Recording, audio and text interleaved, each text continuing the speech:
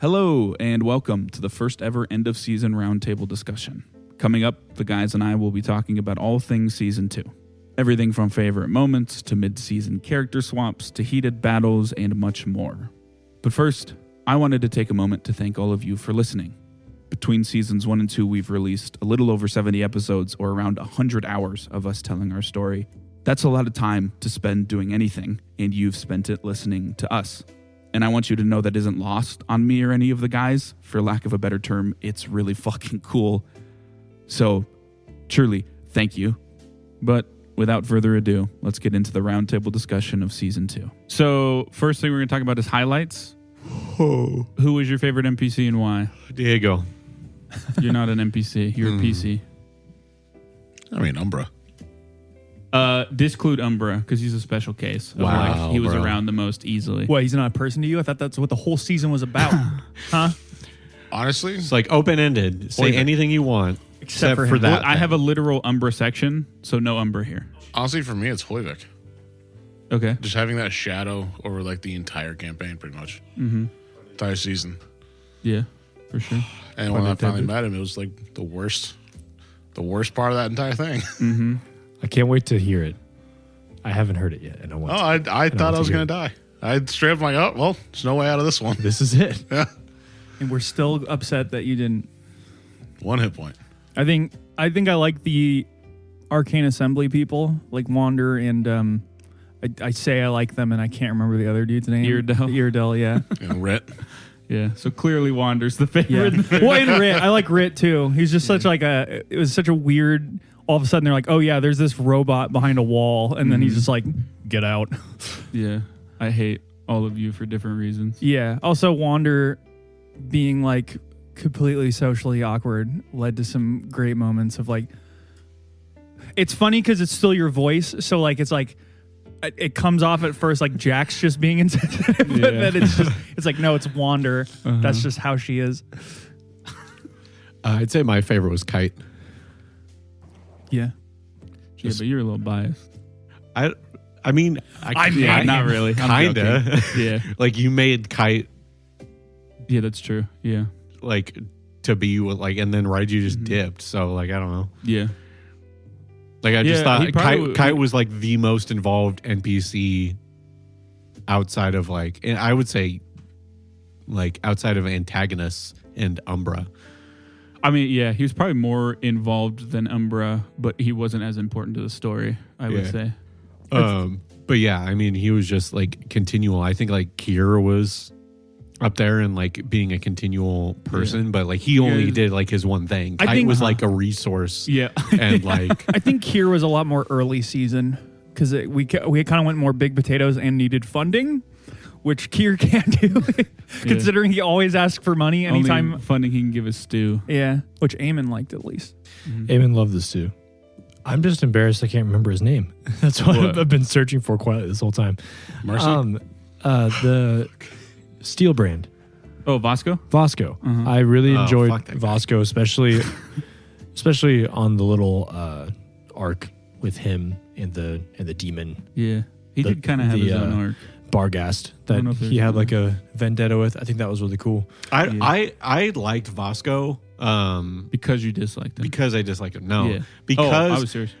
no, because of I like the dynamic where Diego disliked him, and that was like a good character moment for That's Diego. more what I meant. Not that But- you was John disliked Yeah, him. I just fucking hated that dude. No, and I talked to Jack about this, but there was a big parallel to that what Jack says wasn't intentional, but to Vasco and Renestier, of like experiencing a loss and then losing themselves in this like pursuit of revenge or whatever, and it was kind of like that kind of felt like the moment where, intentional or not, where Renestier kind of started to get out of that. I think that whole arc definitely between the conversation with Eamon and seeing like almost a mirror image of himself in Vasco. Like we saw what Renestier could have been down the road. Yeah, I didn't fall Further. down the alt-right pipeline, but I was close. I was listening to Ben Shapiro. You were there. Renestier was listening to Jordan Peterson, Oh no. telling him to clean his room. There's I also really enjoyed what Anzai turned into. Yeah. Especially towards the end, just because like he was pretty, not like plain Jane. Obviously, like his abilities were great, but he was definitely one that I was confused was around. He just seemed like a cool character that fought Raiji, and then he just was around more, and it was cool that he was there and some extra muscle. And I really got like duped into being like, okay, he's here because he's cool. Yeah, you really kind of felt like a DMPC kind of thing, right? Like he was just like, this guy's too cool to not use more. And of course, he's like in the Coliseum, so he's going to stay with Kite because he knows Raiji. And that all like just kind of fit a really like generic box. And then to have him actually be like a really essential part, not just of like learning things, but also he helped with like the rest of the campaign. It was like, very nice. I feel like in hindsight, I'm like, like when it happened, especially, I was like, well, of course it's Anzai.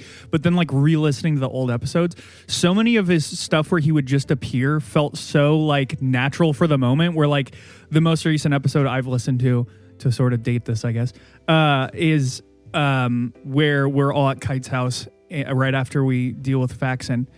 And he's like, oh, hey, I can go look at Sanctuary if you guys want. And it's like, of course we would be okay with that because we don't know. But it's like now knowing that, I'm like, God damn it. He's just trying. He's gonna look at my base. Like, Eamon literally walked him there and then like showed him around and then left him there. Umber also said he was snooping around, but he didn't know how to quantify it because he was never been outside. Yeah, I was like, well, he's just doing his job. We took it as like, oh, Umbra noticed. Like Umbra just noticed somebody else. He's on guard. Somebody new. Yeah, I'm like, okay. We didn't press to be like, where did you see him? Yeah. Did you see him looking into the place he's not supposed to be? But at least he never made it through the back tunnel. He never tried. No one did. Yeah.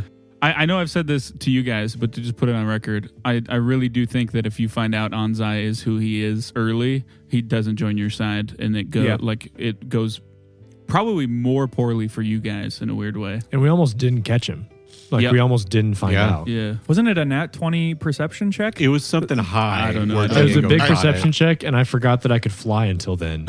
so then we caught him in like a ring of fire. I think it was. I think I pointed it out, and then he fucking went airborne. Yeah. Somebody saw him, or no, you noticed that there was something amiss. Someone leaving. To be fair, it was the first time he decided to like show that he was following you by saving the dude. From the white. So and all of us equally chased after him at the same speed. Yeah. All of us. Can you say really avoid a bullet there? As a GM, I know this is like not totally on topic, but is there another time you can say where we had a chance to notice him but didn't? Almost any time. Other than just like conversationally, but there was a moment where he kind of started digging into who Renister was as a person when he and Renister went to check out Yatha's place. But he just like dropped it because he didn't want to pry. You kind of like it didn't really go anywhere, and he didn't want to keep being like, okay, but like, why do you do the things you do? Because that's when he kind of started to think that something was up. Because he's like, these dudes are hunting vampires. Like, why? Or like they're not doing bad things. That's when that kind of started. But there was many a times where I would roll secretly. So secret checks are great. Yeah. And he is really good at stealth, and he never on the really important ones failed too badly. There's a couple times where he was just snooping around, but he like you said, did it in not obvious ways. Like when you guys were interrogating Faxon, he like just walked to the cellar door and was like, "Is there anything I can do?" That was him just being like, "What's going on down here?" And I did do a roll to see if you could pick up those ulterior motives for the two of you that talked to him, which I think is Peter and Renister, and you didn't because he's also really deceptive and stuff. So I think that's the character I'm most bitter about. Mm-hmm. I've told Aaron this, but there's a moment when when Anzai first fights Raiji, one of the crowd actions that one of you do targets will DC, and I say his will DC, and it's quite high. And Aaron looked at me, and he's like, his DC is like 21. That's really high. And for a second, I was like, shit, I should not have said that. There was another NPC as I've been like thinking back on the season that really sort of, at least because both in and out of game, Taylor, and Eamon don't know shit about the undead in this system and how they work, which has been really fun to purposely like not look into it and get to learn a lot this season. So that first, I don't think it was the first undead we ever Ishi ran into, but the one that was like addicted to gambling. Yeah, Ishi. Yeah. So that cuckoo, things like that, sort of in the first like quarter of the season, I would say, learning about like just the different things you'd say here and there of like they can have a craving for anything or certain things are just absolutely incurable or no chance of this or that. It was just like really helpful as a character to set the tone that way. And like, I don't know, you get a little bit more than just the like zombies, vampires, ghosts, things like that. A little behind the curtain. That was actually something I know me and Jack talked about briefly that he brought up was he threw the idea that Renistir would also be that type of undead that's fed off something, which for me it would have been justice. So I would have been that type where I have to feed off of it. But for me personally, I felt like it would have pigeonholed my character too much where like I'm compelled to do it as opposed to like willingly doing it. But it is an interesting idea that could have been a dynamic that he had that I'm like fiending for it. Yeah. I think that's my least favorite thing to do to a character that you're playing is have something that they would definitely can't do. I mean, obviously there's certain things where it's like our characters probably would never murder an innocent person, but like my character has. But yeah, I mean not intentionally. But yeah, I think manslaughter, you made the right choice of being technically, like Raiji. having more freedom. Raiji is the living version of that. Yeah, technically Renistir does have things he literally cannot do if he doesn't want to lose his champion powers. He's the only one that has a class like that. But not Clerics quite as obvious as like it affects every interaction. Yeah, they're every not as conversation. hardcore as like You'd literally die if you don't do justice. There's certain things in this game where you can't even like entertain certain things. Anthema. Yeah. Like there's certain like a barbarian that has that, right? all barbarians instincts have them. Yeah, I think so. There's a lot of stuff. It's all getting changed in the Pathfinder 2nd Edition rework, though, in ways. So, like I know druids can now wield metal in the rework. Originally, they can't wear or hold metal anything. I will say a lot of your NPCs that do stand out for me fall under a banner that I'm now going to dub Jack's goofy little guys. I call them little freaks, but some along those lines. But like the first season, it was guys. It was Neen and Sunny, and then this one kind of Kite. He was a little bit more straight laced, but like obviously Kier. There was that moment of Kite like I'm not a slave anymore. No, there was that moment of Kite. Who was he talking to about like, and he was like trying to act like he wasn't interested in learning more about how to get a girlfriend. Oh, I don't remember. I know what you're talking about, but I don't remember the context. I don't know. It was somebody, and it was like I might have been when you were bringing up the date idea to Anzai. It wasn't me. Okay, never mind. Because I think it was probably Eamon because that's the only other like girlfriend involved. Yeah, Phosphorus and Renistir would have never. Well, I think it was because. I almost feel like you were talking to me about it, and the Kite happened to be there. I think that's true. You might have been joking with me about potentially getting a girlfriend, and I was like, whatever. I don't really care about that sort of thing. But Kite was like, I care. I think I remember you saying like, well, chicks dig rich guys. And he's like, oh, really? You'll be fine. You'll be just fine, man. Then we used up all his money. Any last slots? Any last thoughts on NPCs? Shintami's son. Oh, Akagi. Shintami-san. Yeah. Sorry, that sounded like I really squished it. Shintami-san. Yeah. No, Shintami's Nobody liked son. Naito, huh? Yeah, I don't know. Which one's Saito again? Naito. Oh, Naito. No, I liked Naito. We did a lot of work to keep him alive. I expected, after season 1, I was very much expecting Naito to be evil. Yeah, so then when he wasn't, he like looked at me because he like looked at like Ren weird and then like sent him a note like we need to meet, and then we're like we shouldn't go to his place. Yeah. So then when he was just like I really want to help you, I was like okay. Yeah, his note is a perfect moment of I was fully prepared and ready for I don't know why I didn't think of this, but my thought was like he'll go and meet him right away, and then it didn't happen for like 2 levels. So I just had to reintroduce it to be like, you should meet Naito. I also like that Veterlana. Just be like less, I guess, as a character, more it's just like how much we just fucked with all his plans. Why do you like the villains more? Well, I did. It was. I like villains. It was an interesting dynamic. His character more is than, a villain.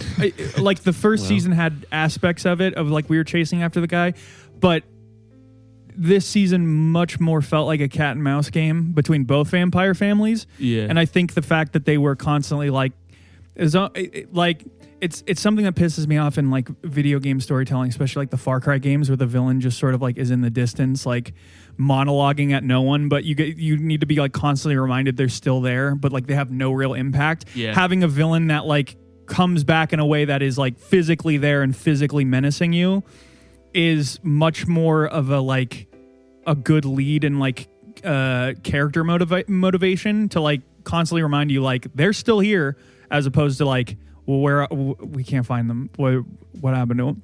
So I do agree that the villains in this season were very standout in that regard. Yeah, I would say one thing I would add to that is I think you did a really good job, Jack, of like creating the tension there between us and the villains, and it felt like the more we learned about them, the more pressure it was, and the faster and more urgent things became. I mean, it got to the point where the whole Shadow Veil thing happened, and like there was no ball anymore, and it was like a very rapid series of movements because we were like learning too much. Yeah, you escalated the situation. Yeah, and I thought that was a really cool dynamic of like the more we actually dug into it, the more they felt the pressure too. Yeah, you guys found out enough. You stood on a rooftop and screamed that Shintami was evil, and he said, true. "Okay, yeah, I have to escalate my plans." The whole ward surrounded by a black veil, black curtain. Plus, I think it just led to a lot more. I feel like there was some moments kind of in the first season, but I feel like this season especially, there was at least 4 or 5 moments I can point to where I butt clench. Like, I don't know what the fuck's going to happen. Like literally, I edge of my seat sort of, and like us just coming across the Vetelarana in the graveyard was so like, oh no. Like we were just here to see what was going on. Because that was just a downtime thing where I was like, gather information, like something's funny happened in the graveyard. And it just sounds like the really fun part about this is we've all played like tabletops long enough to where there's certain like things you can just kind of like assume, like in the same way, because I've GM'd like a little bit, and that's why I thought Anzai was like, yeah, you made a character that was really cool and you want him to stay in the game, so you're going to keep him in the game, because I've done that, because it's like, that's a badass character, I don't know what to do with him, but he's still going to be there. And then it wasn't the case. Or like this, something's going wrong in a graveyard, haven't seen the like Crypt Keeper in a few days, is like such a side quest feel. Yeah. Like it just screams like side quest that you're like, okay, I guess if we have an extra day, we'll go check it out. Like, and then Final it's like Fantasy the main villain steps quest. out and like bows and like claps for you. And you're like, oh shit, it's the moment. That one stumbling across led to 2 very pivotal moments, which was Anzai being outed and the Vetelarana. Yeah. Oh yeah, that's dude, also where we found 3 things, Astriel. all from us just being like, there's another NPC that was really good. Spooky graveyard. Yeah.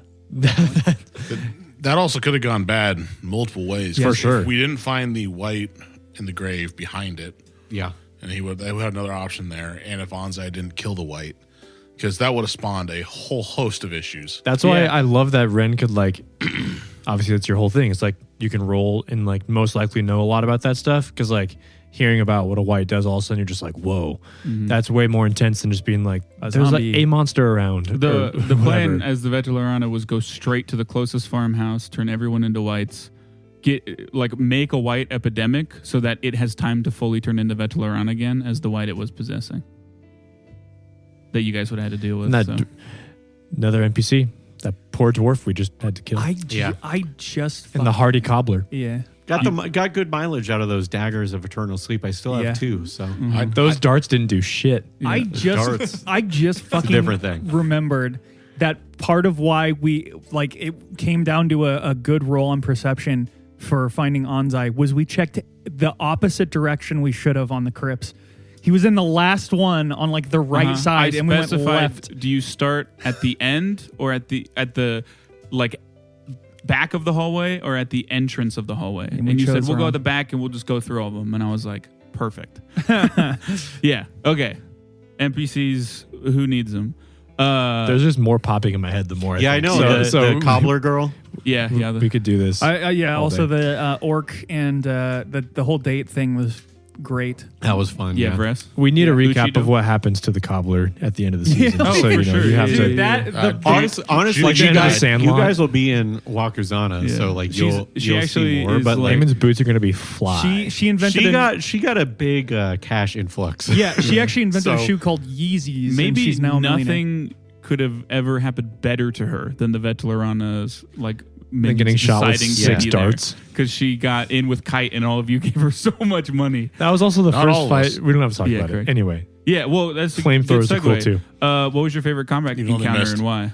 I think it would be for me the Vetelarana, because like we went in there because it ended right as it was about to start, and then the session. Yeah, and before the fight was about to start, and then we came back and like it went way better than any of us anticipated because of your cold iron spike and us just constantly debilitating him. Also, the first fight Umbra was in. Yeah. Oh yeah, that's right. Yeah, Because he did some cast good- haste on. I think Yes. also he cast the haste last on me, one. and that was good. Yeah. Well, Well, Actually- no. He was technically he had one when he wrested control and blew himself up. I like that fight Well, because he it was just also- one of those where strategically we killed it. aced it. Yeah. Haste's a hell of I think a we drug. did that a lot this season too, though. Yeah. Of like one, Especially we later, learned yeah. the mechanics more, but also just like, We know how to work together, and we're high more. enough level where you can do things a lot more. There's a lot more So things this to season, handle. we definitely alley. felt more like, okay, instead of just like, hope you get like a good initiative and Yeah. then go and swing until it's the next guy's turn to go in and swing. It's like we tactfully did a lot better than getting like Yeah. mollywopped by a giant tree. Yeah, and like positionally, like where we were, and focusing down the spellcaster, and like understanding that like the vampire was the threat, and then like maybe we can move on to this other thing.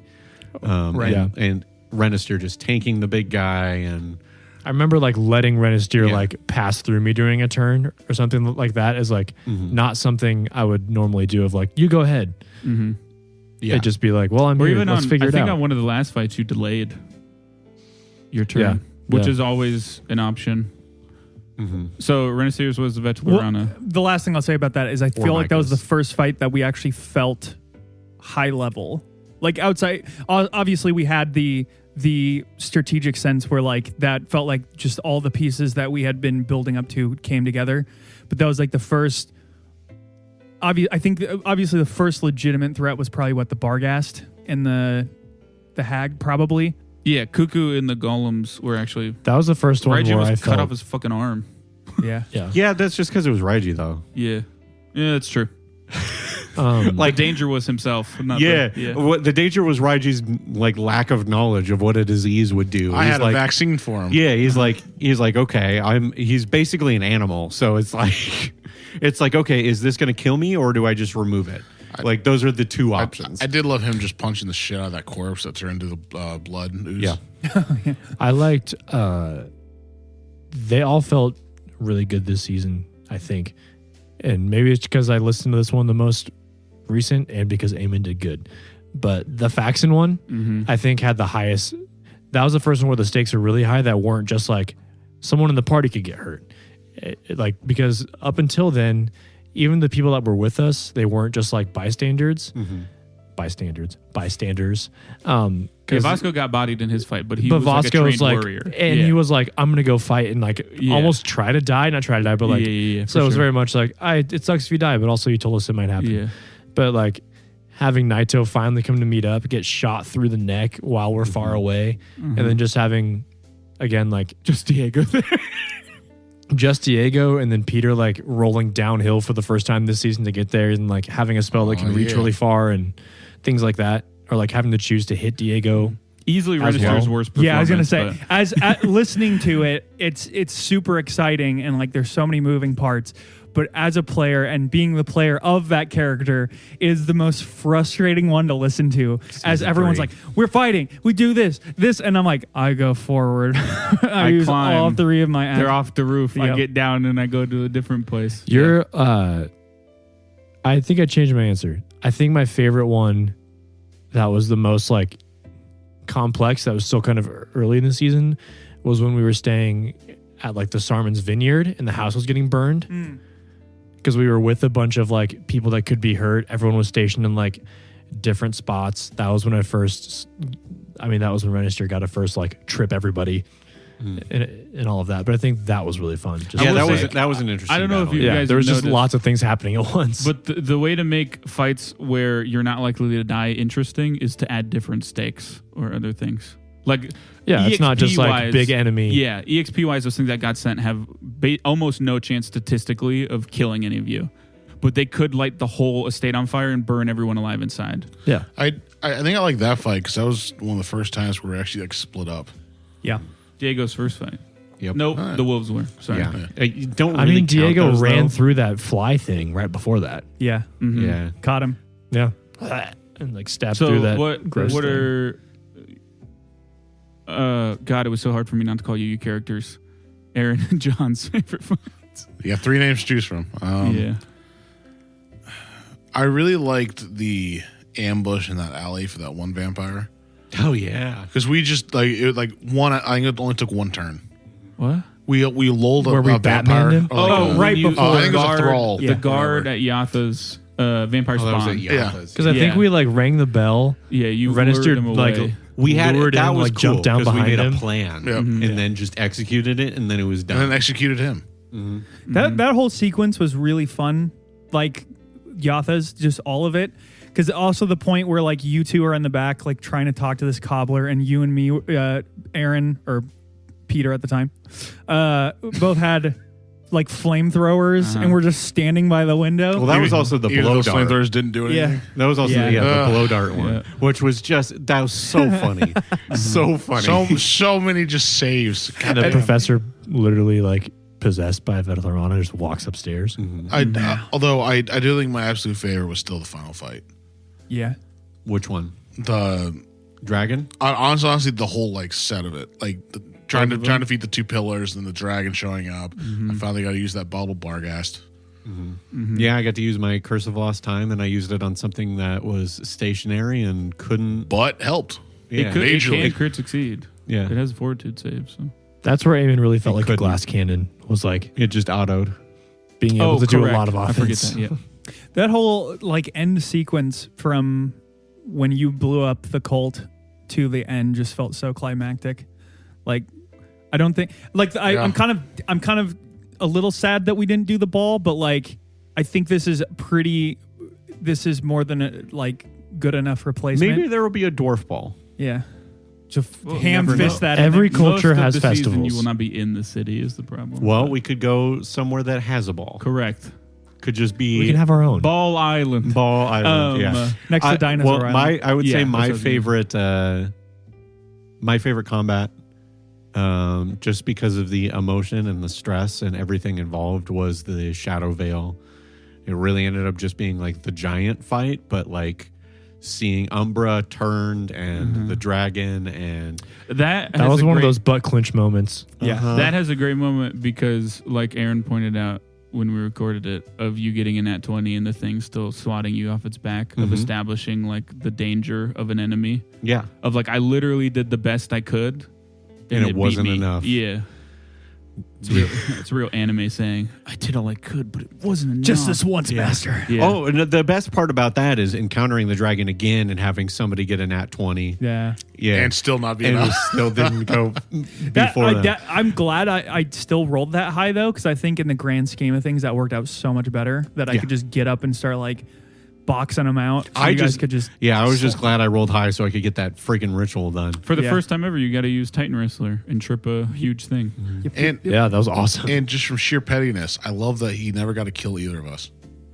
Yeah. That was just one goal. That's the only reason for pettiness? Not to like be alive or have your no, friend be alive? no, For it's pettiness. to deny him a victory. Okay. Yeah, that sounds on brand for That was Phosphor. also the first time in season 2 that I think it's just because Jack doesn't run a super like fight heavy Correct, yeah. session that was the first time Eamon was like, my load has been blown. I don't have anything good left. Yeah. Because it's like, typically speaking, like I can just kind of know that it's not like fight after fight after fight usually. So it's like, do the thing that's really good, get the fight over with, and you'll do a lot of role playing after that. But this was the one where it's like, okay, clearly this is where I use everything. And then a dragon shows up and you're like, I don't have anything left. To be fair, I don't know if you guys get through that first fight if you don't blow your load. Yeah. With- yeah. well, Well, that's true. because You we might- were I on mean, the you last might- turn yeah, to, you might to get that being through opened. it. Yeah. But you might not have stopped the ritual, I guess, is what I'm saying. Any last combat thoughts? Sick. Okay. What was your favorite goofy or funny moment? Renisier's powdered wig character. That What do you trumps think about that, Aaron? everything. It was Aaron wasn't there. Yeah, that will be I was having a bad day while that was going on. that will be Yeah. amazing to listen back to for you though. just because I know, God like, damn. I already know that you especially when we started this, we're like really trying to nail the accent. So the fact that you've gotten comfortable enough to where it's like, okay, I'm gonna have this character do an accent. Yeah, I'm gonna do Rennister doing an accent. Rennister's gonna do an accent, and you nailed it. It was I was so worried how it'd come off because I saw you stressing like right next to me, like, is it working? In how little you talked. I think you were distinctly like less talkative. Well, there was it might have been partially that. It was also partially because they were doing stuff, and I didn't want to constantly be like joking while they're trying to like. Also, you were the worst at being in disguise, so you're probably like, so don't say full anything. disguise. fucking I was literally stupid. just sitting in a box as like he's schmoozing up some crypto bros, and you're like using all Tech the bros. weird. What the fuck did I miss? Just wait till it You're comes using out. mud blood crows that you can eat their heads and get. I drink their blood. I don't eat their heads. You Ozzy Osbourne them. But that was, at least in recent memory, like off the top of my head, the funniest thing I remember. planned on answering these. We I don't haven't really care. answered either of them. Do it. I'll start We answering got time. now. Well, favorite NPC was the kobold at the Oh, Hall yeah. of the Divines, only because it's one of the ones that hasn't been burned up yet. Favorite combat encounter, I don't know. They're also stressful. I have so many things to remember when I do them, and I always forget things. I don't know. We've talked about enough about the combat. Any of the ones I would say you guys have already brought up, so Yeah. that's pointless. What about this question? What is this question? I wrote it. Favorite funny goofy moment. moment. Funny moment. Or, Funniest moment for you. Umbra's concept of love, and Peter immediately coming back and being like, I love you. Yeah. Also the moment when Umbra asked Rennister, this is in the same moment, Rennister and Eamon about loving the other people, and you realize, yeah, we love Peter, don't tell him, and you asked about Diego, and both of you were like, I don't know yet. A little early for that. I would say it was funny, but also character driving. I have two because one of them was my favorite short in recent memory, but character moment / funny moment is Diego lying, being caught in his lie, and then doubling down and saying that like that's just this is who I am. Yeah. I am a liar. When There's does no this happen? reason to. It's when he went to Faxon's hideout and took the bag of holding and all the gold. That hasn't happened yet. Well, yeah, but this is end of season, right? Oh, I thought you said it was a recent short. No. The second one will be. This is my favorite okay, gotcha. character driving I was funny like, moment. I was thinking, Yeah. My favorite short that I've heard in recent memory is when I'm trying to divvy out the money, and you go, and your oracle. Instead of like, what do you need? New pants? Well, I think mine was actually the first time we actually were in agreement. Oh, yeah.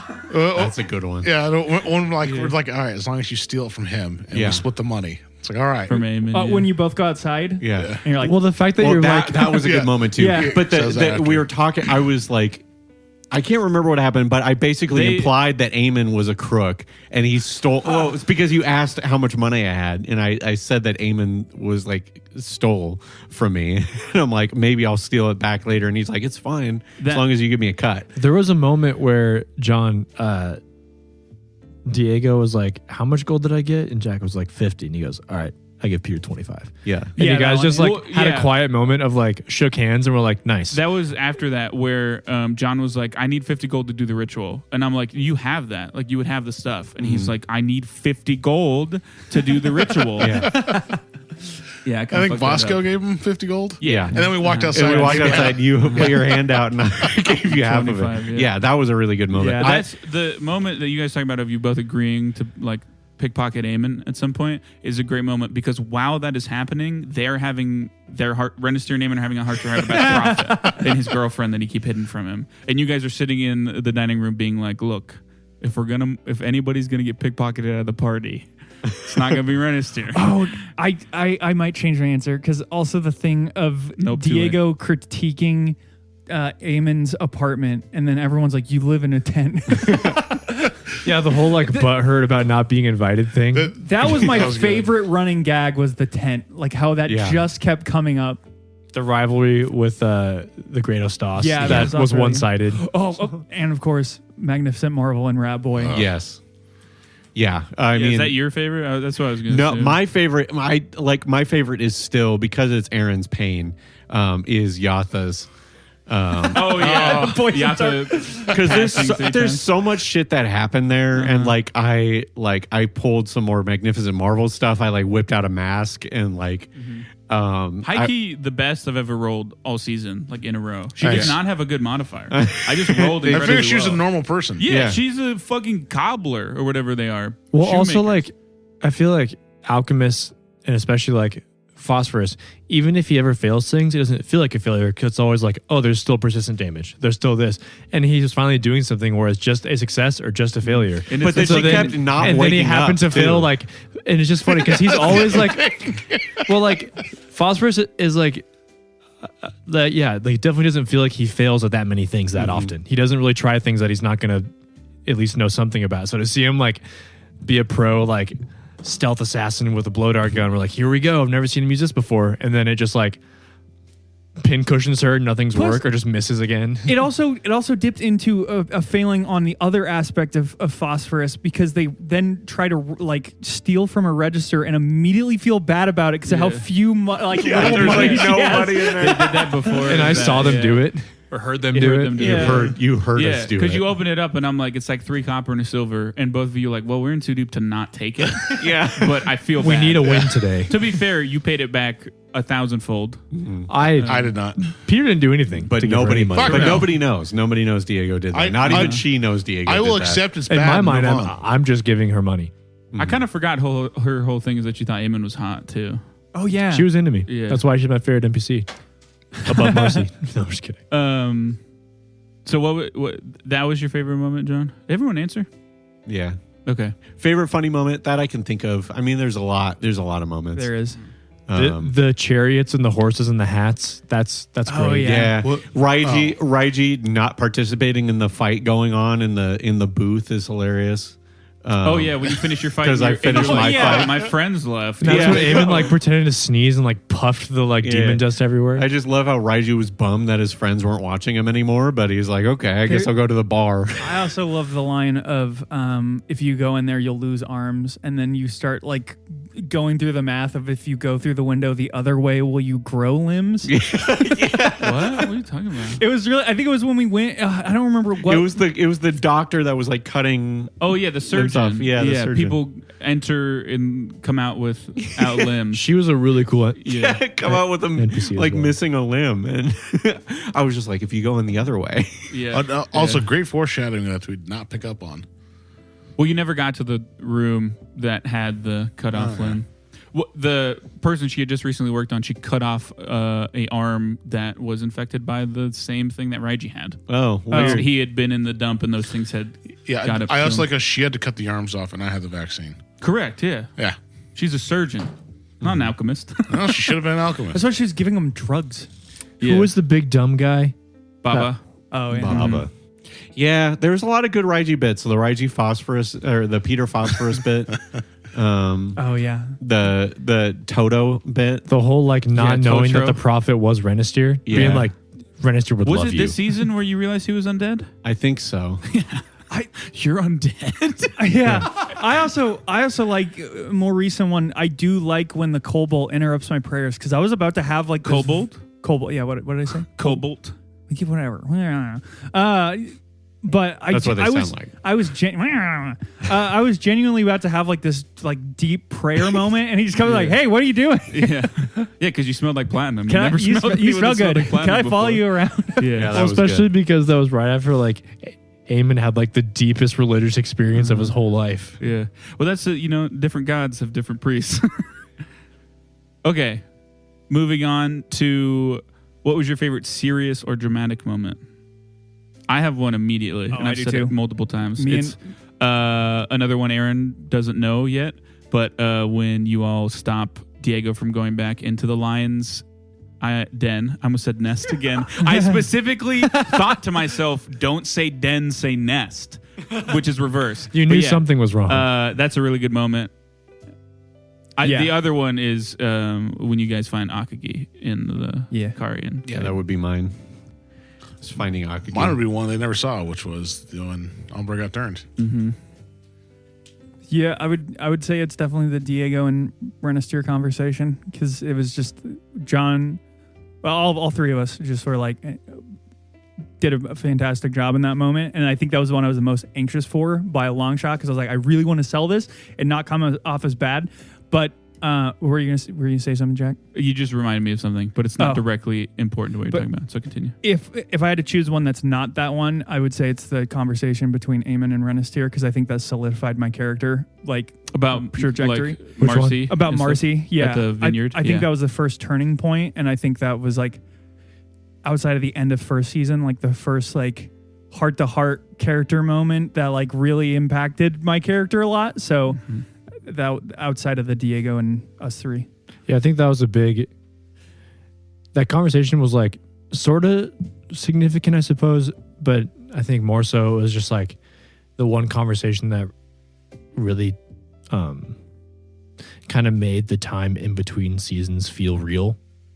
Because otherwise, like as a player, it's very easy to be like, yeah, time skip by 6 months or 3 months, whatever it was. And like, all right, pick it up where we left off. We leveled up a few times. We're in a new city. Here we go. But I think that was the one conversation that was like, no, that was like months of whatever it was, which happened to be like Renistyr being different than he had been before. So I think that was at least helpful in my eyes to like cement in that was real time that happened. Yeah. And like real things that happened, even though we didn't like play through it. It did help with one of my things that I felt bad about at first was that the prophet didn't really show up as much, but it kind of just, because we had that time in between, it was like, obviously that would have been having like developed over multiple months, and like this was kind of the end point of that, so it didn't feel as much of a waste to have it like fleshed out through those moments. And so I didn't walk away feeling like, well, I went into this archetype, didn't really use it that much. That kind of helped steer my character and a lot of my interactions, especially in that moment, but also made me not feel like I had like wasted an opportunity with using a vigilante. And it's cool because like I feel like a lot of the prophet, like what makes the prophet cooler is that a lot of things happen off screen. So even like during the season, it was like there are a lot of times where I hear you say, like, yeah, I just do my regular like nighttime activities, and then like you kind of leave people guessing of like, all right, we kind of know what that is, and we'll see if any of those consequences come to light in the rest of the campaign. But I remember there was a serious moment where maybe it was Peter or maybe it was Umbra. That's so racist of me to think of the two rats. It's on brand. Go ahead. Or was it Oh, come Sulfur? on.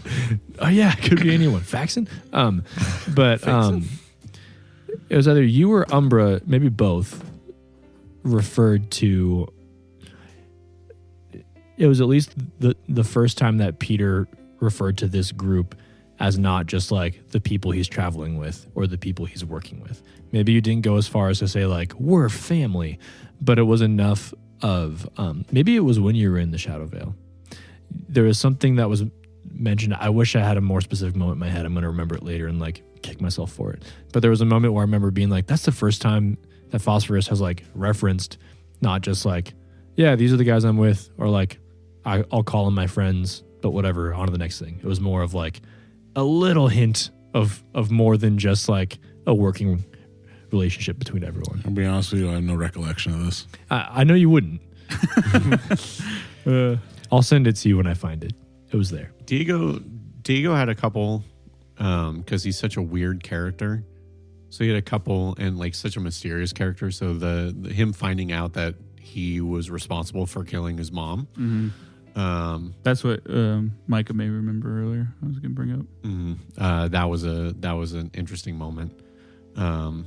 I like that moment so much because me and Wander were like, I was not prepared for this in Yeah. any way to have this conversation. And then I think the easiest answer is the Umbra's letter, Umbra's will. Mm-hmm. Yeah. That definitely felt like, I mean, like the end of season 1 was like also a note essentially that was like, come find me a Wakuzana, which kind of like springs in action. But this end, like this note at the end of the season was much more just like very different vibe. Yeah. It was almost bittersweet because it was like very touching, but at the same time, like obviously it's a death, like he's writing his will. Mhm. So And like a realization of like, I couldn't tell leaving last week if this was like me as a player or like me thinking about what the character would think, probably like both. But it was like realizing the end of something. Because I think like me as a player, yes, it's like, man, like another season done. Like one day I'll be like, those were the days, man. Like, however long it goes, you know, it's like a really special thing to be able to like do that and to have it ends really cool, but also be like, man, like that's done already. I don't want that to be done already. Even though there's like a new season coming, I kind of wanted to stay there more. And so there was that as a player, but also as a character being like, Eamon kind of understanding like, yeah, we're not all just going to keep sleeping at Sanctuary or all staying at Kites together and like adventuring in the city. Like this also marks like everyone can kind of go do different things. Yeah, it's like you're done with college. Yeah, like you graduate and you're like, well, we can't all just... Yeah, we're not going to stay in the dorms. Realistically, we're not going to stay here. Yeah. I think the second season especially had that feeling since we were traveling so much in season 1. But since this all took place in like, with a few exceptions, all took place in one city where we had those like specific landmark locations that we kept returning to, that especially makes that feeling more apparent because we at least repeatedly kept and the people and the characters, like, you know, Kier and Kite, like constantly being there, and Wander, and like they're not like, none of those guys are going to be a part of the gig anymore. You know? The only one who's is potentially what is it? What is the younger sister's name? Uchido. Yeah. I was to peel back to peel back the veil a little bit of behind the scenes stuff. I had like 3 drafts. That's like the 4th or 5th draft of the will, because originally I wrote it and I was like, this doesn't sound like Umber at all. Because I was like, there's no way he would just write a will. He would have to misinterpret it in a way. So he wrote it as literal instructions to the people he loved. Like, not like my things go to this and this. The one thing I cut from the will is because because I realized that in game when he would have written it, he wouldn't have had it yet. But his only possession was going to be that shirt you gave him, and he was going to leave it to Peter. But around he would have written that around the time he first got that book, and he didn't have the shirt, so I got rid of it. But yeah, I was so looking forward to that. Yeah, that's another good moment. Way to write something that really changed characters, though, because that really shifted what you were planning on doing. Yeah, correct. Yeah, well, I think it was shifted what I was planning on doing. Well, it's so satisfying of I feel like that narratively, whether intentional or not, just made it like kind of answered the question in all of our characters' minds of like, what, like, was he alive? Right? Like he was an android, but it was like I don't know. In that moment, it was like yes, he was like a person that was here, and he was our friend, and like he's gone, because we all kind of laughed and enjoyed it, and then it was, you know, and it was sad and that. So yeah, I mean, I think it really changed. Just like, I think it was one of those that you can very easily say that it changed. I know Diego's perspective of just like the world. I didn't intend it for that, but I did try. As soon as Umber got taken over by the Strigoi, I tried very hard to be like, okay, how do I capstone his story? Because like, there's no closure there, especially when it went the way it did, where you awoke him and he basically like, you know, blew himself up to help everyone. Yeah, off screen. I'm like, there's no closure there. That it just doesn't feel good from a story perspective. So. Well, especially like reaffirmed that we had an impact on him, as opposed to like we're just dumping our different perspectives on him. And like, he's like, if you're lost, ask Renasteer what it means to be true. He's like, Diego, write a book. Yeah. Tell your stories to everybody. I know this isn't, and if I'm diving into a question you have, just tell me to wait and I can go to the next one. But also, like, another thing I would miss that I'm thinking about as kind of like a bittersweet end to season 2 was the idea that like I didn't feel like I had much more to explore in Koi. But it feels like a video game map that was like emphasized over and over again. We like scratched the surface, or like we walked through a decent part of the city, but even just like imagine the streets in like our hometown that we'd never even been on before, and it's not even remotely that big. So just like the thought too of like leaving Wakuzana doesn't feel like leaving Koi in terms of like, yeah, I've seen what that place has to offer and I know kind of what it is and what it isn't. Yeah, like right. Wakuzana is like a giant place where it's like there's endless things there that we don't know. I know, Aaron, you mentioned yours. Did you go into detail about it? About what? Moment. Your moment. Wasn't it between you and Umber and your... Oh, yeah. It was it's something you guys haven't seen yet. Basically, Umbra got taken over, I realized that there's no way I could actually fight him and win. I think I specifically said, like, I'm not going to fight you. Yeah, you said, I'm not going to kill you. I'm not going to hurt you. If you want to kill me, you can kill me. But I know you're still in there, and don't do it.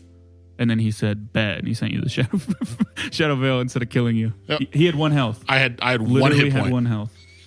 I was sent into a new plane of existence with one hit point and one unconscious. So how would that have gone? You don't have to say too much, obviously, but like, how would it have gone, say Peter died that session? Would we just have gone through essentially the rest of the season with that, and Aaron just would have had to wait till season 3? It's really hard because Obviously, butterfly effect, right? Neither here nor there. Because like, if he dies, you guys probably don't go to the Shadow Veil because you have no reason to. I don't know.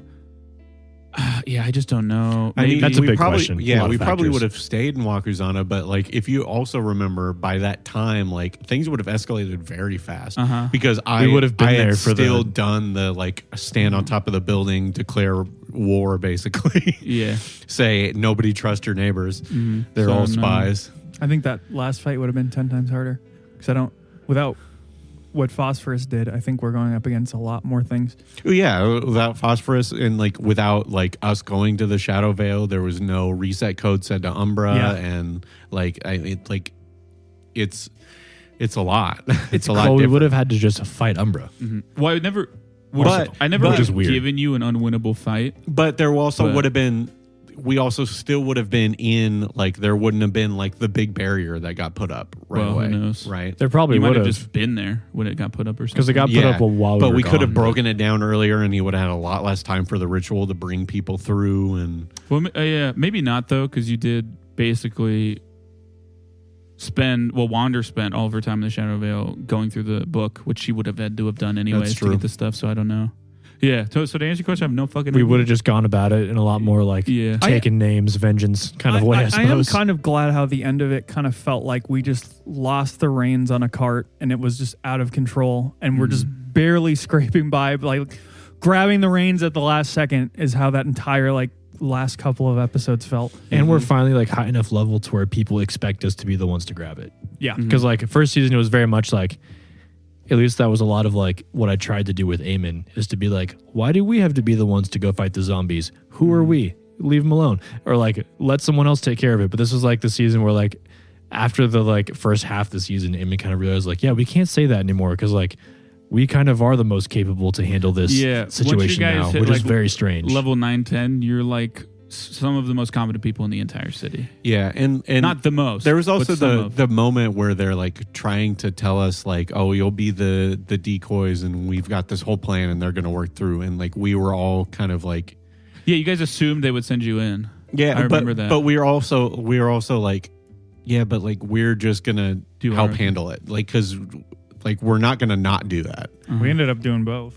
Yes.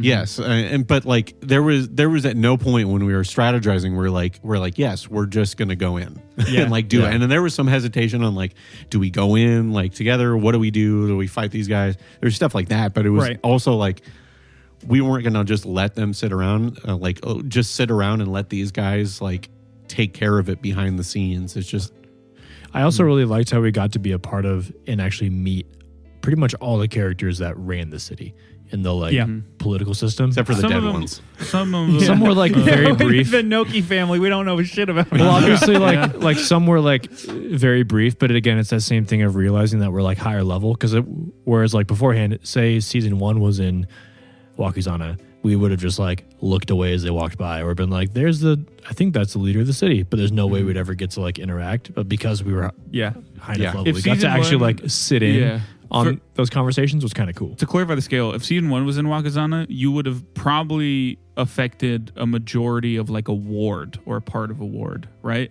But what you guys did in season 2 is you basically affected the whole city. So next is all The world. So Country. are they going City, to like state. build a statue of us in Wakuzana? Probably not.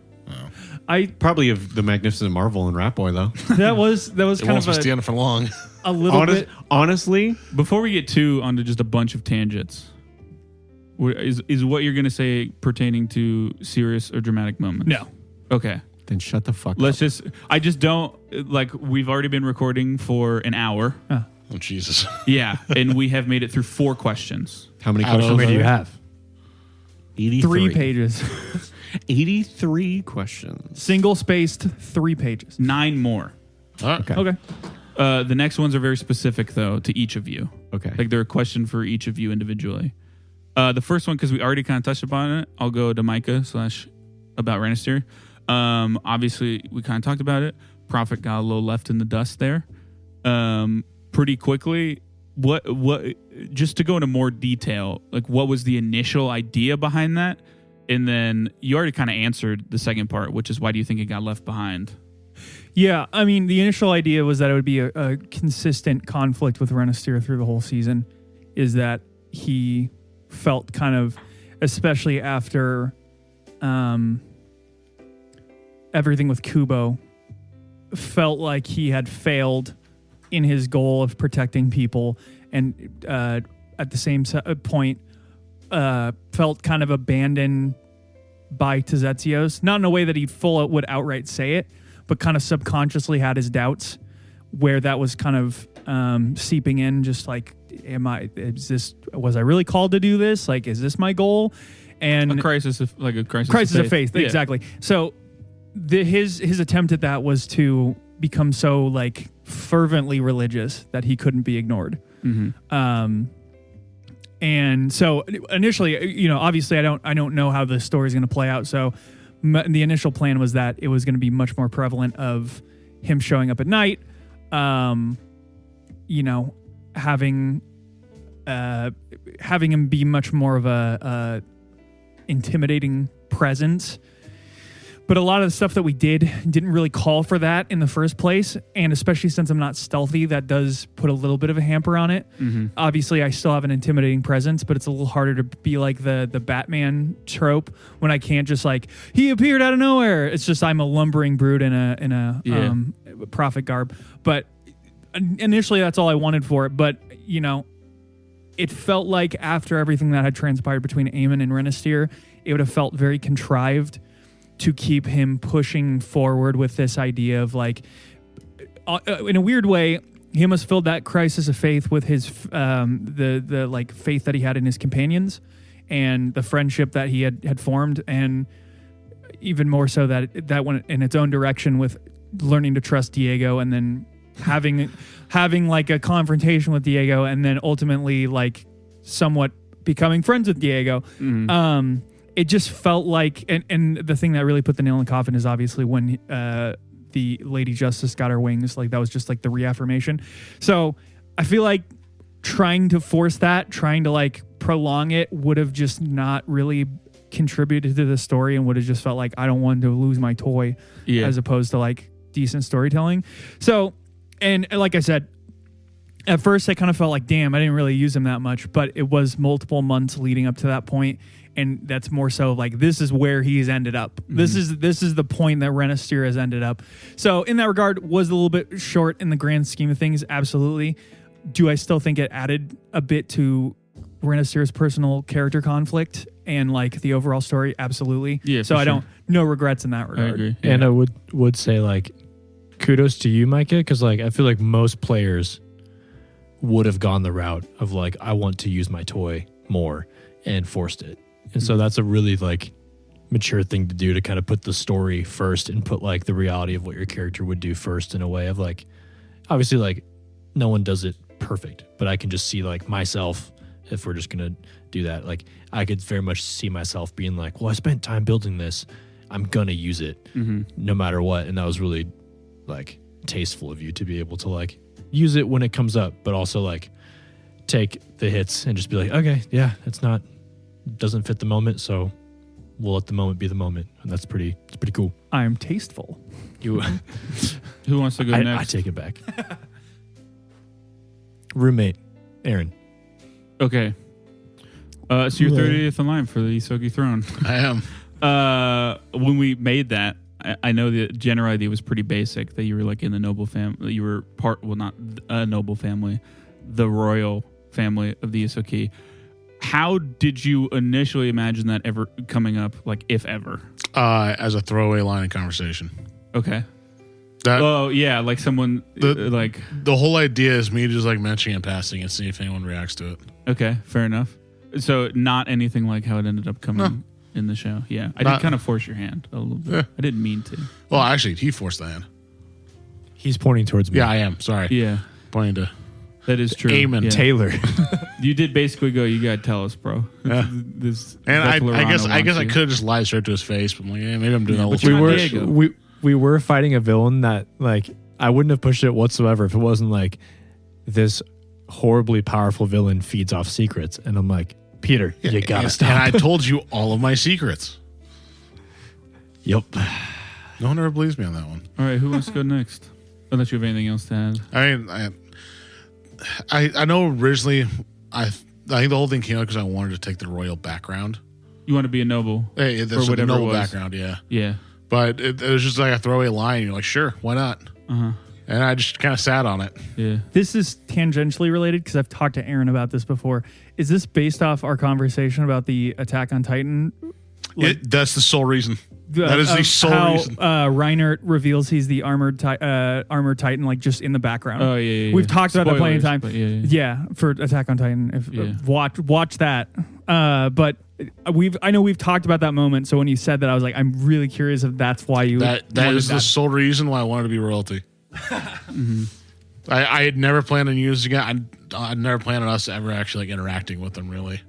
Yeah, I kind of assumed that it would never actually truly come up unless forced, like a situation like what happened. I think I kind of thought about this when we were talking about like what if scenarios, which is like what if the party dies and it's just me. I think honestly one of the things I would try to do is go back and steal a throne. You're a king in the next campaign. It'd be get as much power as possible and then enact what I want to do. He would not be a king in the next I campaign. really- He would He'd be be a dead. I'd be a tyrant. I really feel like you actually wouldn't be the king, but you'd have a puppet king, and you would actually control everything. That seems like something Peter would do more so than actually 'cause take if the throne. He's the Glock of this Diego's the king. universe. Here's the ground zero of what used to be the Ahsoka kingdom. Okay, who wants to go next? Taylor does. I want nothing. Okay, we'll do John then. Wow. You don't get to go last. Hey, I know. Hey, the main character goes last. I know this is come on. That's fair. We need that, Protagonist, we need come on, that man. fucking retention, dude. I know this is something we've talked about off. I almost said camera off mic a lot. Off script. But just the general idea of basically one level into the campaign changing into a different character. Why did you have to do this to me? No, I agreed with it, but Yeah, I work. mean, it took a lot of deliberation. And we talked about it as a group because I think that was an important thing. It's just Raiji wasn't narratively a great fit. He was funny. I think he had like some of the best moments were just Raiji moments. I mean, it's just a problem when those are the only moments. That yeah, Reggie I mean, gets, like really, it's the shorts, and then it's just the time in between. I'm just not participating, and that was it. And then also, my tendency to get crit. I was just unconscious a lot, so that didn't help. No, but I don't know. Raiji fits. I think the best thing we did for Raiji as a character was move his development to off screen. Yep. Yeah. So now it's up to like the listener's imagination and like for if he ever even shows up in the campaign again, like what the heck he's doing. yeah. I mean, I know we've talked about ideas and stuff, but I think that's the coolest thing about Raiji is he's such a like a He quite literally could be anywhere doing anything almost. yeah, and he's just like such a he's such an anime trope character that it almost is better that he's not hindered by like the standard Rules. level. Yeah, the and, standard like, levels being up. in a party. Yeah. Yeah, so like where he has to stay on the same page and same level as everybody. His He powers can be, finally unshackled. he could be unchained somewhere. As soon as he walked out of Wakuzane's walls, he hit level 20. Yeah. Now it's just going above and beyond. Level 20 is his goal. That was even the through line joke is if we were in just a weird location, is like, was Raiji going to show up? Like, Yeah. at any Well, there was moment- a moment at the end where Eardo was like, I can't cast sending to him. And everyone was like, he's either dead or in a different plane. But no, he just didn't know Yeah. Reggie. But yeah. So follow up. Diego kind of came together way quicker than any other character in the campaign up to that point. In like a week, essentially, we mapped everything out. What were the initial thoughts behind him, and then like how did that change as a full 4 levels of playing him? I think initial thoughts for Diego looked really different. I had him like I had originally thought of him as like a child prodigy, and I was gonna have him be like young, like 15. Was my original thought. And actually, the main thing about Diego was to be the antithesis to Phosphorus / Peter / Aaron. That was the main goal, was to create a character. It was personal. Yeah, it was. For the record, that is not a joke. No, it was to make a character that would be the most annoying for Aaron. And you succeeded. And that is where it went. And so that's why it kind of evolved from like the child prodigy thing to like sideshow magician that's also knows a lot of things but isn't the smartest, and he's smarmy and really just a pain in the ass. And then and really the backstory stuff just kind of came. I had like rough backstory ideas, the daddy issues and the dead mom and all that fun stuff. But some of the details and more of like the character motivation for that was just kind of improv going through the season, really. So that was pretty much the motivation behind Diego.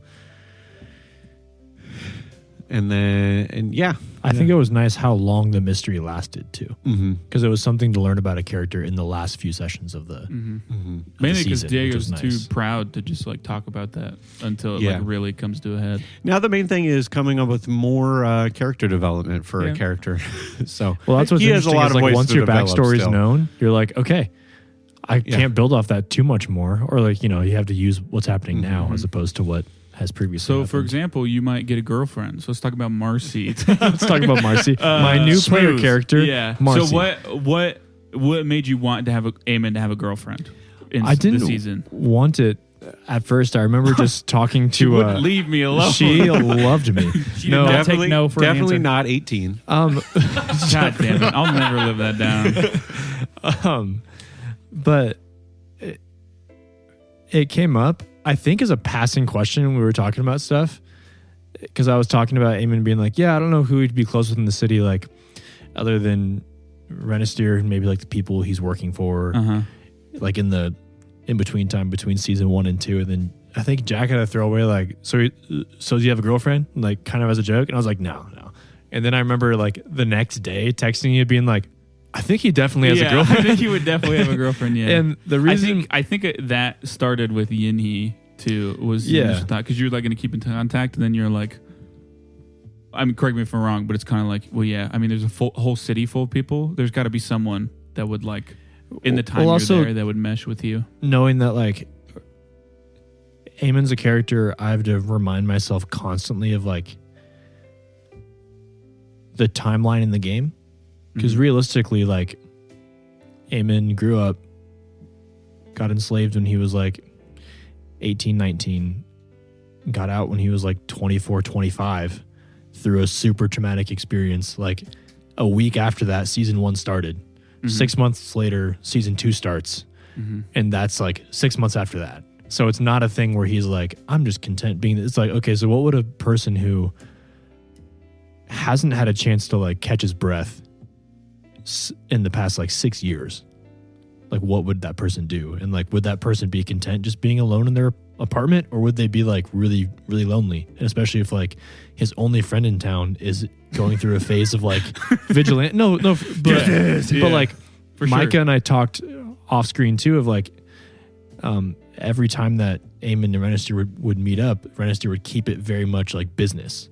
Like, how are we going to find these androids? How are we going to do this? How are we going to do that? And Eamon was just like, it'd be nice to just talk to a friend for once. Like, I don't have a friend. And so then came in the concept of like, whether it's like a dick move to be like, but he was talking to Yinhee and now he's doing this and that. It's just like, realistically speaking, as like a 25-year-old in a new city that's like dreadfully lonely, trying to find his way in life and all these traumatic things that have happened, he would like even if he didn't intend to, like attach himself to someone. And so I mean, also, to be fair, Yinhee kind of did turn you down. Yeah.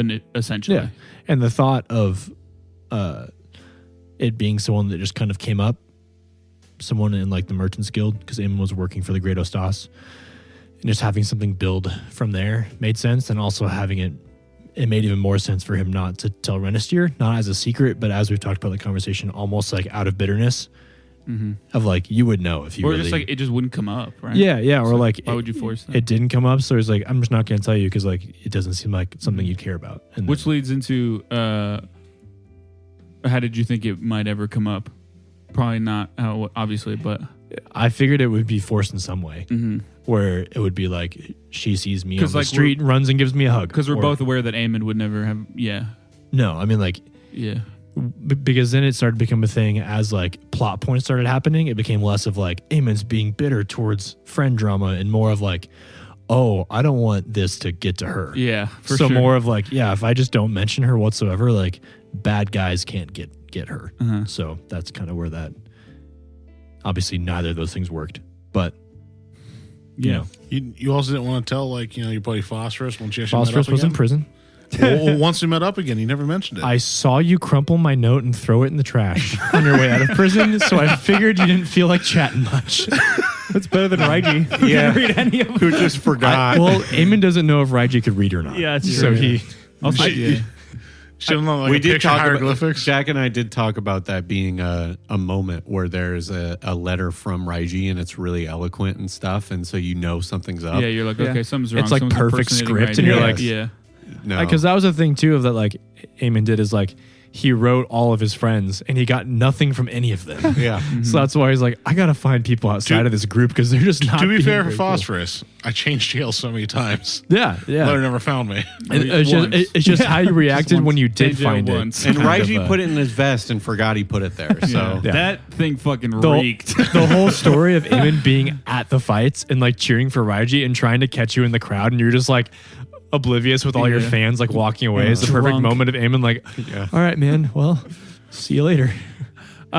I can't wait for the season 3 reveal when it turns out that Renestier swooped in and now I'm dating Yinhee. So Oh, I thought you were gonna say now I'm dating And Eamon. Marcy. Did you And talk? Eamon. Did you talk on mic before, Jack, about Yinhee like not being interested in like being, not being interested in any kind of romance? Like she wasn't. Oh yeah, I don't She know if I have. essentially what happened was, at least what was on screen, was more of her being like interested in like someone that wasn't suspicious of her.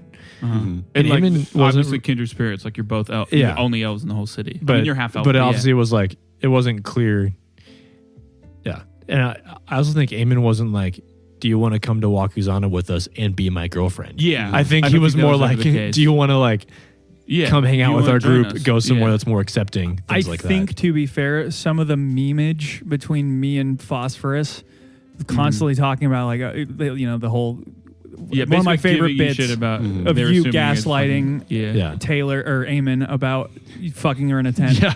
Well, I think I also think that kind of blurred the lines of like, are they romantically involved or? Eamon also gets like very attached and protective of people in general. So like, especially in season 1, there are many moments where he's like, I'm not even looking for my friends. Is she okay? Yeah, And Mega that very much toxic. Gave off she the vibe. her whole thing is that she decided to leave the elves, right? And she the Jadun elves, because she disagreed with her not being able to continue her keeper training or whatever. But she also grew up there and holds a lot of those beliefs, so she would never take a partner that wasn't a Jadun elf. So she just kind of resigned herself to never have romantic interests after that point, because she's like, yeah, I don't want to do that or whatever. But yeah, essentially what happened. Eamon's gonna start talking like a Jadun elf now. Just paint himself green. Yes, it is. Oh no, do green Muzzy. face Okay, so next section is Umbra. session. Next section Roll for initiative. is Umbra. Probably fair to say he was an important part of the season. What were everyone's initial thoughts on him? I wanted to euthanize him. Yeah, we know Amos. Literally everybody except for Diego had that initial instinct. Yeah. I planned on leaving that session like not resting until we just killed him. Mm-hmm. Like, that was fully like not even like just saying it to say it. I was like, we should just do that. I think for Renister, it was definitely like he's by far the least educated traditionally. Like he's more street smarts than book But smarts. you went to guard college. Yeah, guard college. I learned to fuck, drink beer, and beat some ass. So this is a weirdly Midwestern analogy, but he's basically like that kind of douchey football player who became massively religious after high school. Like that's kind of the vibe Renister goes for. It's kind of. That's weird because that's Taylor in real life. Yeah, it's true. He beats me. No, not really. Not a football player. Yeah. You also didn't just out of nowhere become weirdly religious after high school. I'm normally religious. Yeah. But he doesn't have this concept of like other things can be life. So he hears machine and he's like, yes, machine. So he doesn't think so like that this thing could be more than like one dimensional.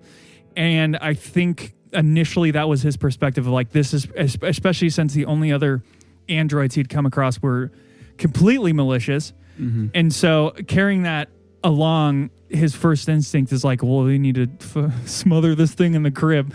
But I think as he went along, like the couple first interactions, including like the religious conversation, kind of solidified that this is a creature that has like thought and independent thought and like is trying to figure things out.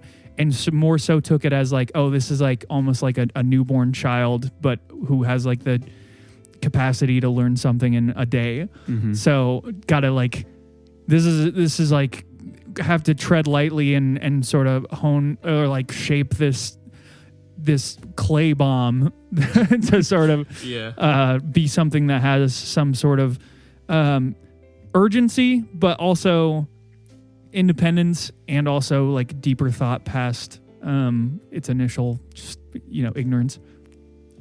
I think Umbra for Eamon was like another example yet again of like his care for his people being too aggressive and like blinding, where he's like, I don't care if this thing's alive or not. Like, it could cause problems. It will most likely go wrong and like hurt all of us in the same way it just hurt Kubo or it hurt like anybody else. And the idea for Eamon was like less of like, at least in the first, it was less like the morality of it all.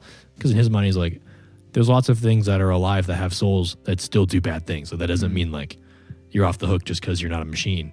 So that's why off the bat, he was like maybe a little too much on the side of like, we should give it the old neck twist. Yeah. But it could have ended up looking like any of us, right? It was based on who gave their blood. Determined its initial ancestry. It would. I think it was best that I will tell you right now, I don't think we would have attached to Umbra as much if it was anybody else.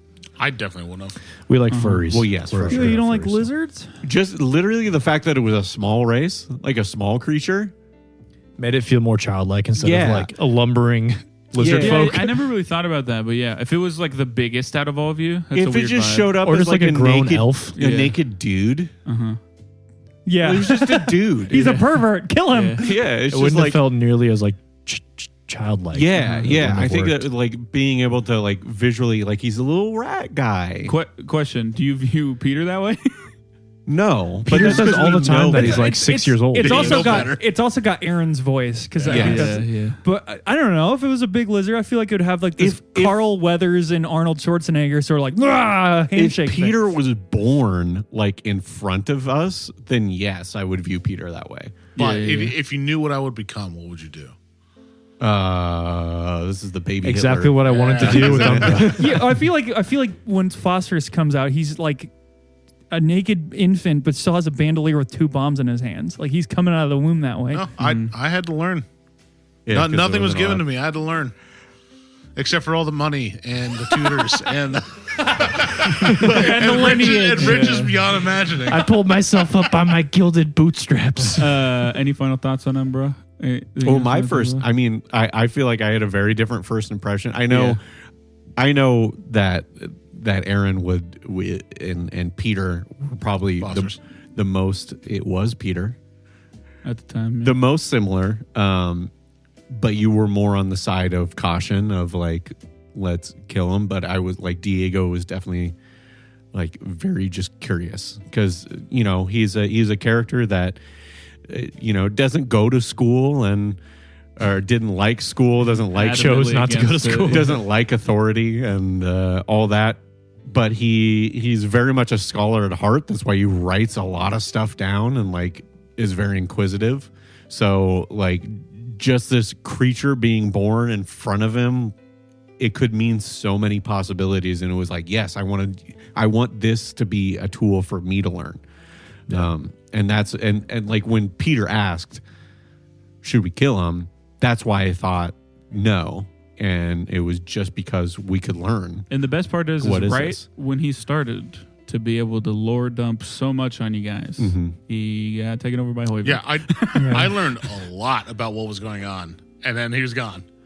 And that also was like, oh fuck, that's Dragoyasm now. Because so I'm curious, actually, if you'll answer this, how many like additions did he have to his skills by the time Hoiberg got him? I don't remember because I changed the sheet every time and then reprinted it between things. So like I don't remember where he started. But yeah, so I don't know if any of the rest of you know the mechanics, but every time he sees someone do something, specifically like skills and stuff, he rolls a perception check. And if he rolls equal to or higher than what you did and what you did succeeded, he learns from it. So he got real good at occultism. That book got him real good at esoteric lore that you gave him.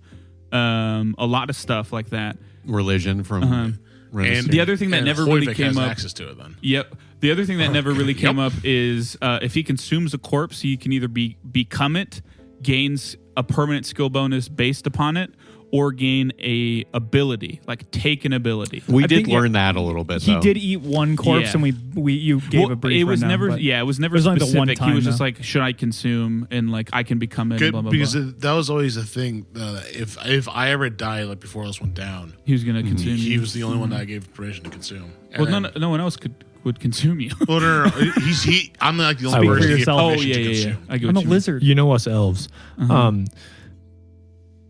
I think it was also the first time Peter had like a direct Challenging of his responsibility. No, but like a direct responsibility that was like only his, uniquely his, and it wasn't like necessarily a choice he made as far as like something in game. Because obviously there's like the responsibility of like, we should help the city, we should investigate further, and it meets like your goals as like Peter, but this is one that was totally unexpected.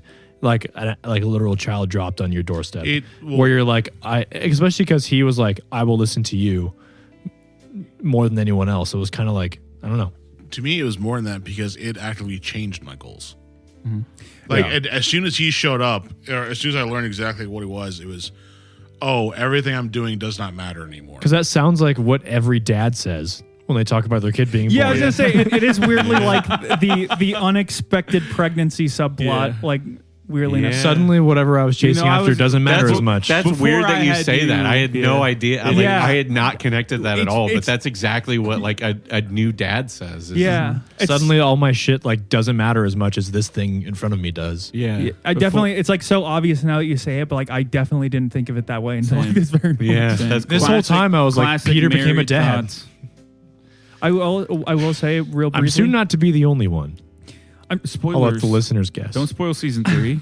I'm starting to, Renaissance pregnant. I'm starting to realize more and more that if Diego lived in the real world, he'd be living in like Seattle or Portland. Like he's a Oh, yeah. homeless magician, hates authority. Didn't you work? Was a coffee shop or a bookstore? He would be. And he immediately would, lost the job. Yeah. He would. No, he didn't lose. he He would- quit yeah, immediately quit. after like Yeah. a day. Yeah. He quit because he didn't get what he wanted out of it anymore. So like and he sees good Like, he art is- and is like, Also I could daddy do better issues. than that. Also, yes, daddy he's issues. perfect. Like a port is like living in Portland would be real. He hates the most popular theater, like the most popular Yeah. band. He's like, Yes. they're not really that good. I don't watch yeah, Marvel movies. Yeah, he's literally that. So I know you mentioned this, but if Umbra survived like everything, he was going to be a easy returning character for the next season, wasn't he? Because I thought you mentioned that before. Next season? Yeah. Or- he would've won with you guys. sorry, next campaign. Not easy, no. He would have been the best, though, because you would have never known it was him. He could be literally anyone and look like anything. and Raiji. He's but got Raiji's Raiji. He's We immortal. think it's Raiji. That's- It's just Umbra. That's That what we- would be great. Umbra We've talked killed about Raiji that. and Raiji became just him. becoming immortal Yeah, in between I seasons, think- in between campaigns. That would be hilarious. Outside of Phosphorus, he's the only one who should be immortal. yeah, yeah. Just for him to show up in random Thank you places. for including me in that. to be Because that's like one of your goals, right? yeah, my because goal is never to be immortal. you would work for it. Raiji would accidentally have it happen to him. Hey, I found this fountain. It was like youthful or something. Anyway, I just want to point out my goal was This never to youthful become fountain? I don't know. immortal. It looked pretty old to me. yeah, I guess kids drink out of it or something. Anything you guys want to bring up specifically and talk about? It's kind of like open floor to you. If there's nothing, then that's fine. Well, one thing I was going to say beforehand is that I think it's really interesting that John specifically made Diego to like piss off Aaron and by extension Phosphorus, because it is weird how there is this sort of dynamic where it's like Renister and Aemon and Diego and Phosphorus. There's kind of like the two sides. Like even currently our split is going to be that where it's me, Renister and Aemon. Spoilers. Bro. That's not even a big spoiler. Yeah, no, it was in the last session. But it is funny how like you had this like there was parts of you that just clicked, like the thievery and like moral ambiguity. Yes. But you are the yeah. two criminals. Yeah. but also just had like the most love-hate relationship because of it. they're like a married couple. Yeah, married couples come up No, with they're fan not. fiction about Like how Bonnie one of and them's a Clyde. superhero. They're not. Yeah. Bonnie and Clyde, You guys are gonna get shot in a car. Magnificent Marvel and Rat Boy. Yeah, you guys are gonna get blown away by Thompson machine guns. Yeah, I just want to give John his dues on how petty he is. He took sow rumor exclusively to sow that rumor to piss off Aaron. Yeah. as a person. And I hate how I was looking at the deception feats before that. And so when you started talking about it, I'm like, oh, that motherfucker, I know exactly what he's doing. I know what he's doing. That's so. I actually trained out of it for this next season. Yeah, 'cause he's like, I just don't need it because I anymore. don't need it anymore because the bit's Motherfucker. done. I have a new. I The have a legend new will bit spread that I on its got. own. Yeah. That was the most like in the grand scheme of things, it turned out to be much more important than like I initially thought. But it was like the most like my favorite reveal that at the moment didn't have any like huge consequences was finding out about this rumor that had been Well, I spread. think like Rat Boy and the Magnificent Marvel are like our version of like Grumpy the Goblin, who is not supposed to be in our party, but we keep them through the whole game. We have that like symbolically with Rat Boy and stuff of like these characters that like was kind of a thing that was just supposed to be kind of in passing, and now it's like we've hammered it so far There's home merch. that it is not. It's not going away. if I made it a part of the last battle. Basically, is that we inspired the town to unite by having the Magnificent Marvel. Because it's funny and because Rat it Boy. started as like a distraction. Yeah. Like you get away, and it ended up being like a rallying like French Revolution moment. Yeah. I will say this to anyone. That little kid kicked literally walked up and kicked a Kukari in his fucking shins. Really? Yeah. yeah, dude, What you the missed- fuck did I miss? You missed a lot. dude, I forgot. That's one of my other favorite. We got Oh, yeah, film it. falling asleep. Aaron's Yeah. reaction. kept getting shot and falling asleep. Well, not shy. Well, I just came off that way because he's standing on a building. And then it just I'm- collapses. yeah. They Hold kept me if I casting fall And Holy the forward. guards come up and hold me so I Yeah. could And they're stop like, hey, falling. cut that shit out, guys. Yeah. Especially That was because the visual amazing. in my head, it was just like these, like everyone in this crowd had blank faces and like just were blinking, and then one guy just goes like, like, points up. Who was it? Like, real what quickly. what a Who great was it? visual joke. Yeah, no, that he is. just quickly points up. But I will say to anyone listening, I'm making a promise that we're not going to keep. But I feel like if we ever make merch, there absolutely should be No. yes, Sure. No. yes, Yeah. like a comic book cover of Rat Boy. I'm going to go ahead and Oh, veto yeah. What that. it needs to Or a be poster, is either the one. shirt that Umbro wore. Exactly, yeah, but it has to A look like plushy the, Umbra with the shirt. So hell yeah. So I have A a question. Beanie Baby Are, of are you ready for Squeeze Rat it and Boy Jack to says a line. usurp the Magnificent Marvel? Well, that's a legend in Wakuzana. So Yeah. I don't know. Too bad. Too bad you left. I will admit, I will laugh my ass off if only Rat Boy is the one that like spreads. I'll tell Oh, you that's what. the point. I'll tell That's you the what. point at this point. You asked if you guys It's would have not about- statues. There might be 2 people for sure that have statues. I do. I don't know how long I've been standing. before. It was a throwaway joke, but I do like the idea that you just co-opted 2 already existing urban legends. Like there's this like masked like gentleman, and then this just absolute caveman looking rat who's like following I'll behind laugh him. my ass off if we get like they actually show up, be like, "Hey, you stole this from us." Yeah, Like you motherfucker. We get a cease and desist. Rat boy's like, yeah, you took our thing. Okay. Final thing, unless anyone else had anything. Nah. Final thing is all-time favorite moment. Could be anything from the season.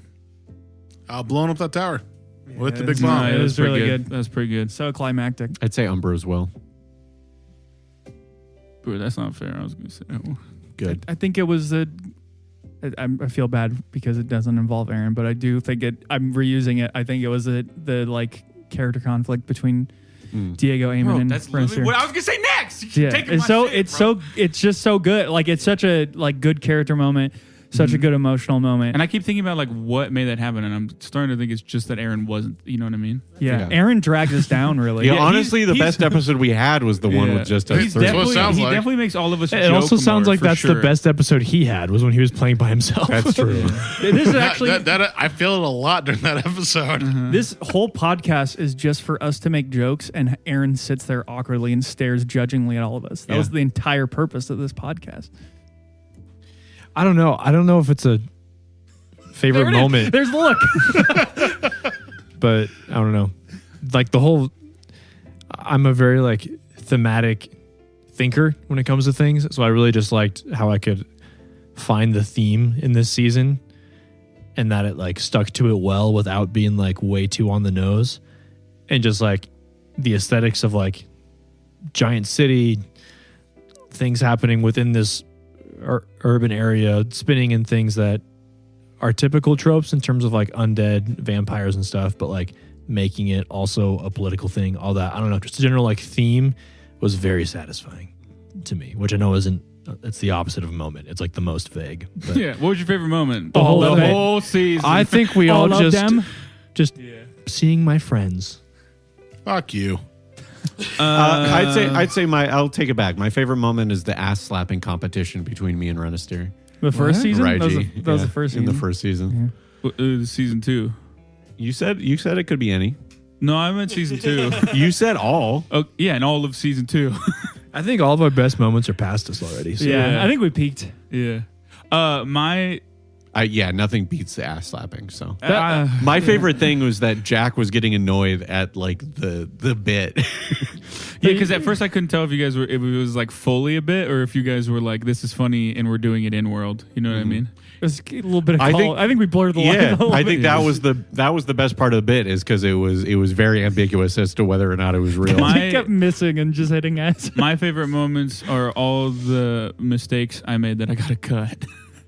Like the Macabre. Smoke putting yeah. out fire. Okay. Definitely Okay. not 18. New favorite moment is when we found Sheen Tommy's son in that whole thing, and then the really like intimate, cool moment of like Rennister with like Lady Justice's wings coming in to help heal and Eamon with the cleaver, and then we all realized afterwards that Eamon still looked like the old homeless lady in that moment. Entire time. So in my mind, it looked so badass and like a really cool, like heavenly, like divine healing moment. You than the took fact out that it's this old the lady. two main villains As an of old- the arc as an old lady. To be fair, he did turn into a wind elemental, so that Yes, kind of. but fudges it a was an bit, old but- lady yeah. that turned into a wind elemental. If you really looked so- at that wind elemental, you could see like the crook hag nose. And yes, the the saggy hair. boobs. especially those. Do you remember how long they rolled? Like how many hours it was going to be? Yeah, it was a decent amount. It was like close to 20, high teens. I don't remember exactly, but You would have been that old lady for like 20 hours. I need this. To, I just really didn't want like the end of the season where I go on a date with Marcy to be like, hello. any final moments or thoughts? Did everyone answer that? Yeah. yeah. Okay. Yes. Yes. Yes. Yes. Gang. Gang.